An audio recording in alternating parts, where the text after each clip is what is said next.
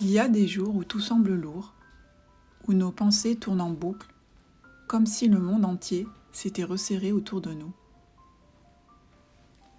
On se répète les mêmes phrases, les mêmes doutes, jusqu'à en oublier que ce ne sont que des pensées, pas des vérités.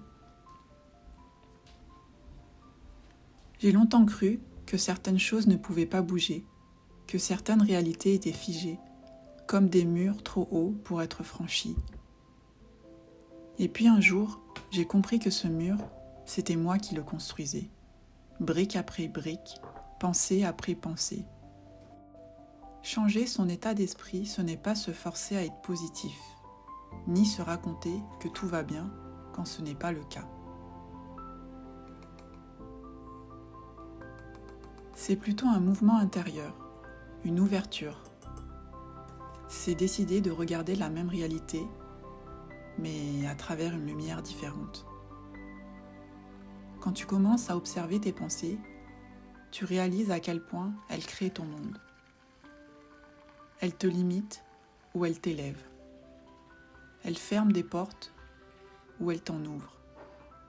Et parfois, il suffit d'un léger déplacement, un mot, une intention, une respiration, pour que tout prenne une autre couleur.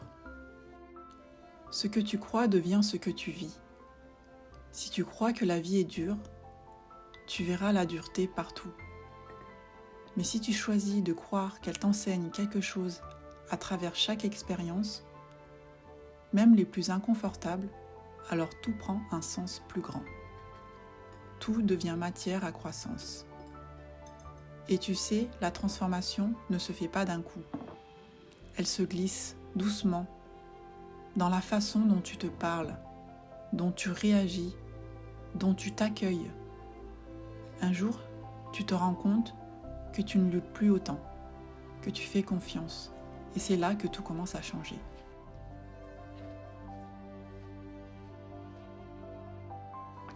Changer ton état d'esprit, c'est un peu comme ouvrir une fenêtre après une longue nuit.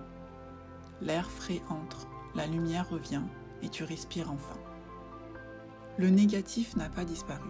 Il fait simplement partie du décor. Mais il ne dirige plus ta vie.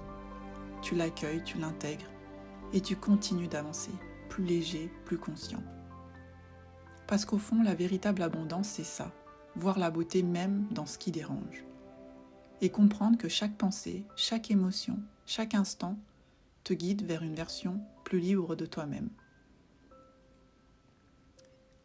Et c'est là, dans cet espace intérieur, que tu apprends à créer, que commence vraiment le changement.